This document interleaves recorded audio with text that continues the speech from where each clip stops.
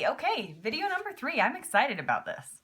All right, so first thing, I've gotten a few different questions from people that I will run over a couple of those. And then I also have a couple of other things that I want to say. So first of all, one of the questions I got was how many embryos are we planning on transferring? So we're planning on doing 3 transfers. If the first one doesn't work, we'll do a second. If the second one doesn't work, we'll do a third. And if the third one doesn't work, then it's probably something that they either need to find a new surrogate or there's just a bigger issue going on. So we probably do 3 and then go from there. So we're doing a single embryo transfer. So it's called a set in like the surrogate lingo. It's kind of confusing because a set sounds like it's multiple, but it's actually just single embryo transfer, a set. So that's what we plan on doing. And part of the reason for that is because, well, it's safer. Yes, the one embryo could still split, but it's safer for me, safer for baby, safer all around. And also they have really good technology these days, and they can really test and tell how good and how, how, I guess, viable these embryos are. So you really only need to transfer one. But it is a call that me and my IPs and the reproductive center made together. So that's that. And another thing that, another question I've been asked is, am I looking into a mirror right now? No, I'm not. Actually, I'm by a window. It's just, I don't have great lighting in my house, so I have to be by a window where there's lots of natural light or it looks kind of dark and gloomy. So no, I'm not looking into a mirror. I know I touch my hair a lot. Probably looks like I'm looking into a mirror, but no, I am not. And another question I've gotten from people is, what are some of the questions that they ask on the, psychological evaluation? I don't know. Honestly, I'm not really sure how much I can say and how much I can't, so I don't want to say too much, but I can say some of the, I guess, interesting questions that I was like, what? That's so random, that I was like kind of laughed at afterwards were, like I said, they in the second video, there was a lot of things I felt like were kind of random. Like, for instance, he asked me, how, if I thought that, I was sexier than most people. Well, like, what kind of depends on the day, right?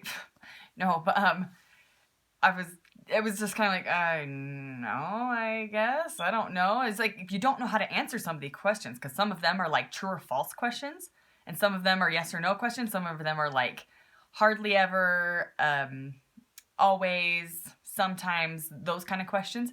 So it just felt like weird. Like I didn't know how to answer those ones. And another one was, that I thought was kind of funny, was nuclear war or something like that wouldn't be such a bad idea. True or false? False? Like, I guess somebody's answered true to that. Probably wouldn't be on the questionnaire if it wasn't useful and helpful. Anyway, thought those were kind of funny. That was some questions I got. Another question was, how much did my husband have to do too? So he did have to do like blood work for the physical evaluation, just to make sure he didn't have any STDs and he didn't have anything that was going to spread to me while I'm pregnant that could spread to the baby.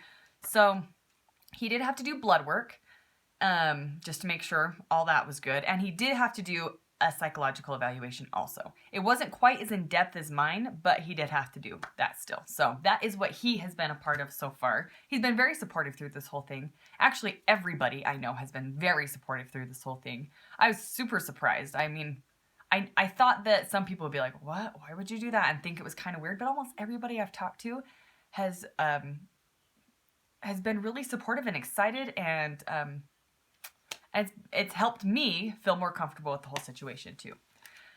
Another thing is, no, I don't actually wear glasses. These are very not real. I just like them, and they make me feel like I know things. Anyway, So, but yes, you can see my eyelashes through the glasses. So, yeah, not real, but I just like them.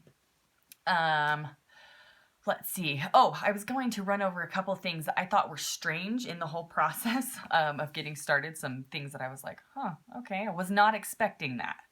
And one of them was I was warned a little bit on some of my surrogate groups that if you're no term or no termination, that you'll be harder to be matched with a family, or it might take longer, or you might be denied like completely.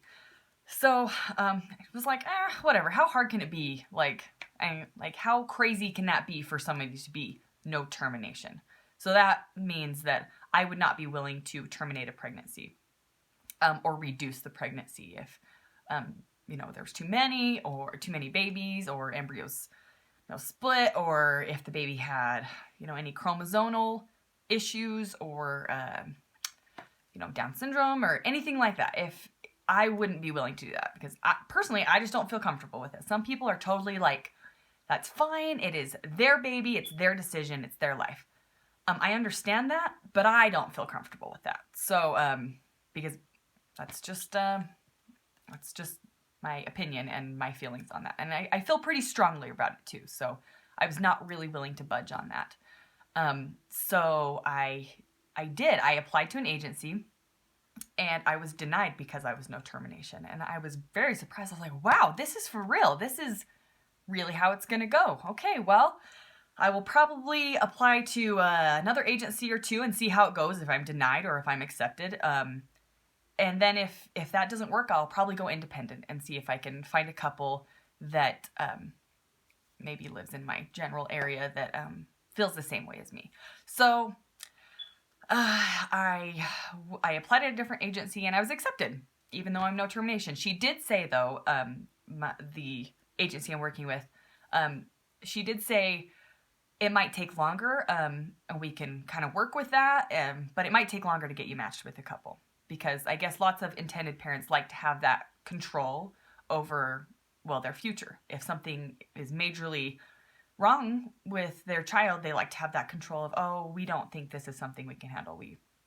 But either way, I wasn't really willing to budge on that. So, but I was very surprised also that I was told it would take longer, but everything just lined up and matched perfectly. Like within a week, I think a week and a half of signing up with this agency, I was matched with a couple, and I was so excited, and I talked to them almost right away, and we met, and they actually live within like an hour of where I live, which I was so surprised about that too. I was expecting it to be somebody in another state or even another country, but they live in my state, which I was very excited about because I felt like I could really grow a relationship with them. So we talked a lot about that termination, how we felt about that, and they were on the exact same page as me, and it has been such a blessing, because I don't that's not something I have to struggle with at all. Through our contracts, through the whole thing, they've been so good about, like, this is where we stand. We're standing by you. The only reason we would even consider any type of termination is if your life was in danger. And of course, we'll cross that bridge if we ever come to it, and hopefully we don't. But it just really gave me like a peace of mind, and I felt so much better. Like, okay, all right, I can move forward with this, because I'm not going to be asked to do something that I am extremely uncomfortable. That's an understatement, honestly. But anyway, that was one of the things I was very shocked about, that no termination was going to be such a barrier. I mean, it didn't end up being a huge barrier for me, but it could have been a barrier for me.